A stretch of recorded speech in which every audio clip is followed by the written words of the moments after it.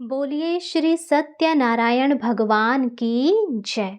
हम सभी की ज़िंदगी इतनी भागदौड़ भरी हो गई है कि हम इतनी बड़ी बड़ी कथाएं नहीं सुन सकते क्योंकि और भी अन्य कार्य होते हैं।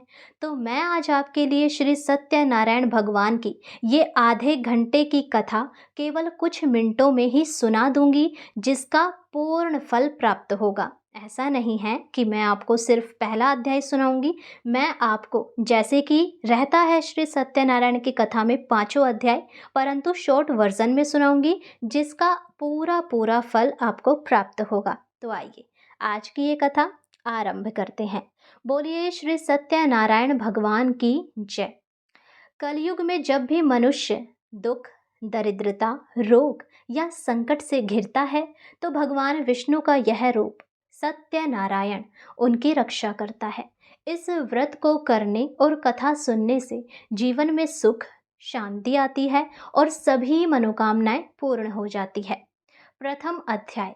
देवऋषि नारद ने भगवान विष्णु से पूछा, हे प्रभु, कलयुग के जीवों का उद्धार कैसे होगा? भगवान बोले, जो भी श्रद्धा और नियम से सत्यनारायण का व्रत करेगा और कथा सुनेगा, उसका जीवन धन, सुख और शांति से भर जाएगा और अंत में मोक्ष की प्राप्ति होगी।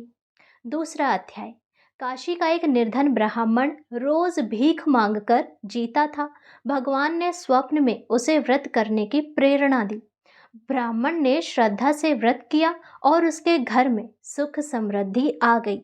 इससे सिद्ध हुआ कि यह व्रत छोटा बड़ा, धनी निर्धन सभी के लिए कल्याणकारी है। तीसरा अध्याय।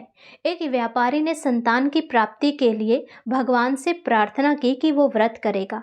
भगवान की कृपा से उसे कन्या हुई, जिसका नाम कलावती रखा। बड़े होने पर उसका विवाह कर दिया, परंतु व्यापारी और दामाद जब व्यापार यात्रा पर गए तो व्रत का प्रसाद खाना भूल गए। इस भूल के कारण भगवान रुष्ट हुए और उन्हें विपत्ति का सामना करना पड़ा। चौथा अध्याय। व्यापारी और दामाद को राजा ने चोरी के आरोप में कैद कर लिया। धन भी चला गया। उधर व्यापारी की पत्नी और पुत्री ने पूरे श्रद्धा भाव से सत्यनारायण का व्रत किया।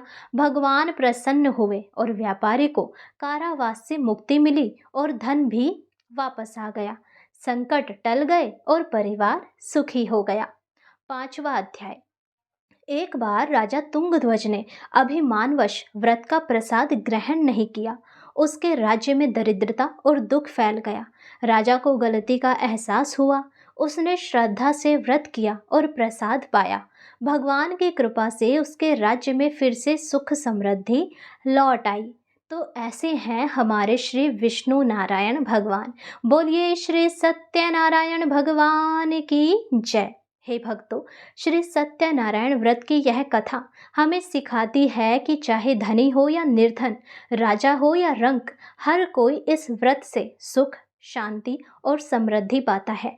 चाहे आप व्रत करें या ना करें, परंतु आपको कथाएं अवश्य सुननी चाहिए।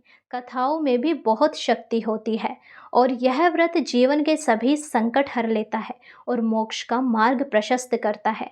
और आज तो वैसे भी चंद्र ग्रहण लगने वाला है, तो आप अपने परिवारजनों के साथ बैठकर इस कथा को खूब सुने, हरि भजन करें और ये कथा अपने परिवारजनों, भाई बंधुओं को शेयर करें, ताकि हर कोई भगवान की कृपा पा सके।